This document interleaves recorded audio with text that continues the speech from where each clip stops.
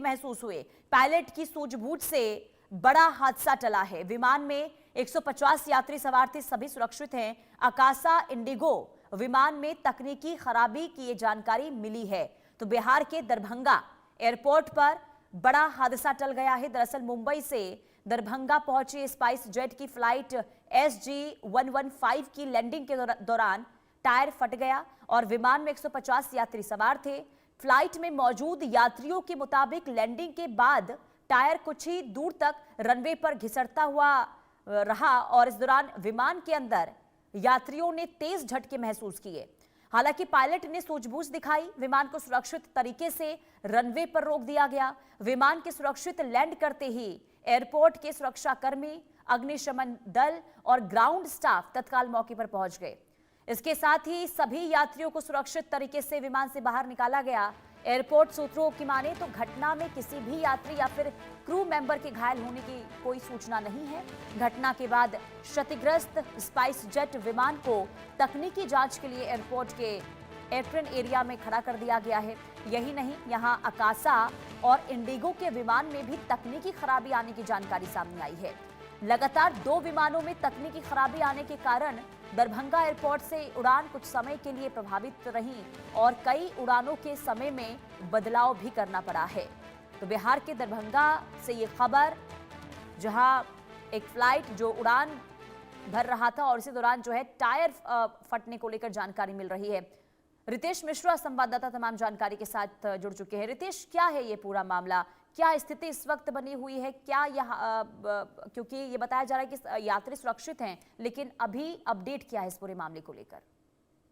बिल्कुल, ये घटना थोड़ी देर में 24 घंटे हो जाएंगे। ये कल सुबह की घटना है 9:58 पे। ये जो स्पाइस जेट की फ्लाइट थी, ये दरभंगा एयरपोर्ट पर लैंड कर रही थी और लैंड करते वक्त ही अचानक इसका टायर फट गया। अब सोचिए कि फ्लाइट जो है वो लैंड कर रही है, उसका टायर फट जाएगा, क्या स्थिति होगी। लेकिन जो पायलट थे वो काफी एक्सपीरियंस थे, इस तरह के सिचुएशन को उन्होंने पहले भी टैकल और हैंडल किया है। उन्होंने काफी धैर्य दिखाया और सुरक्षित इस फ्लाइट की लैंडिंग कराई।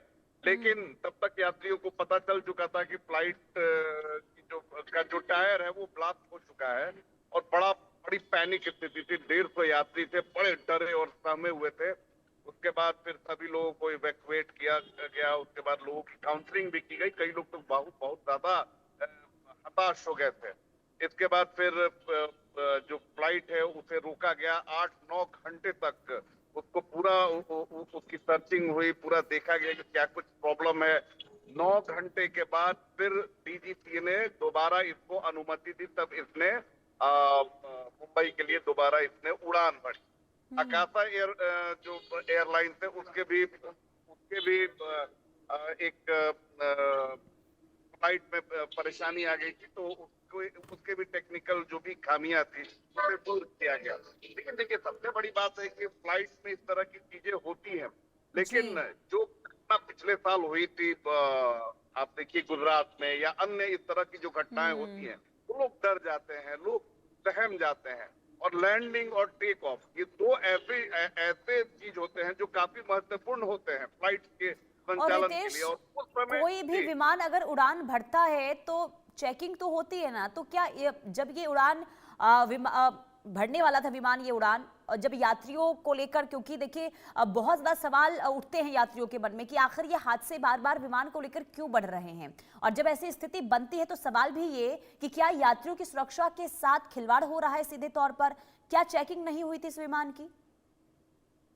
बिल्कुल, ये तो बहुत गंभीर सवाल है। आप देखिए कि बसें चलती हैं, लोग अपने गाड़ियों के टायर को जब जान जाते हैं कि नहीं ये नहीं चलने वाला है, फौरन बदलते हैं। अरे आप फ्लाइट है, इतना पैसा ले रहे हैं, एक पैसेंजर पे 12,000, 14,000, 15,000, लेकिन कॉस्ट कटिंग आजकल ये जो बीमारी है, ये हर सेक्टर में कॉस्ट कटिंग घुसा हुआ है। पता है कि आपका टायर घिसा हुआ है, आपका टायर, नए टायर जो है वो कभी ब्लास्ट नहीं हो सकते हैं, कभी नहीं फट सकते हैं। तो जो एयरलाइन कंपनियां हैं वो कैसे भी करके मुनाफा चाहती है। वो 1-1 रुपए, 2-2 रुपए, आप जाइए फ्लाइट में, आप देखिए कि पानी पीने का पानी आप मांगिएगा, उसके लिए भी आपसे 10 रुपए वसूल लिया जाता है। एक छोटा सा बिस्किट आप खरीदिएगा, 100 रुपए उसके लिए जाते हैं फ्लाइट के अंदर। तो तो कैसे भी करके पैसा कमाने की जो एक प्रवृत्ति हो गई है। और सबसे बड़ी बात है कि जो जो सेक्टर्स हैं जिन्हें इन पर कंट्रोल करना है, वो जैसे डीजीसी है, आप क्या चेक करते हैं?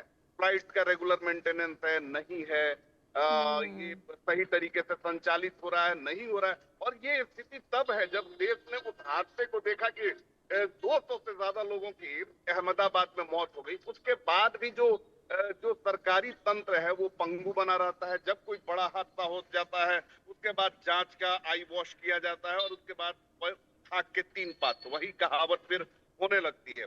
तो जितनी भी एजेंसियां हैं, जितने भी सरकारी तंत्र हैं जिनकी बड़ी जिम्मेदारी है इनके संचालन को लेकर, इनके ऑडिट को लेकर, ये सारी चीजें ऑन पेपर होती हैं, ऑन फाइल होती हैं।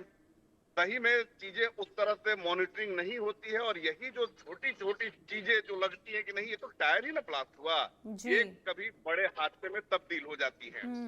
और देखिए हैरानी इस बात की है कि इसी एयरपोर्ट पर 2 और विमानों के खराब होने की भी जानकारी दी गई है। तो कहना गलत नहीं होगा कि सीधे तौर पर यहाँ पर लापरवाही बड़े स्तर पर देखने को मिल रही है। अब क्या इन तस्वीरों के बाद, क्या इस घटना के बाद आगे सख्त कार्रवाई या सख्त कदम उठाया जाता है, ये भी बहुत अहम हो जाएगा। बहुत शुक्रिया रितेश तमाम जानकारी।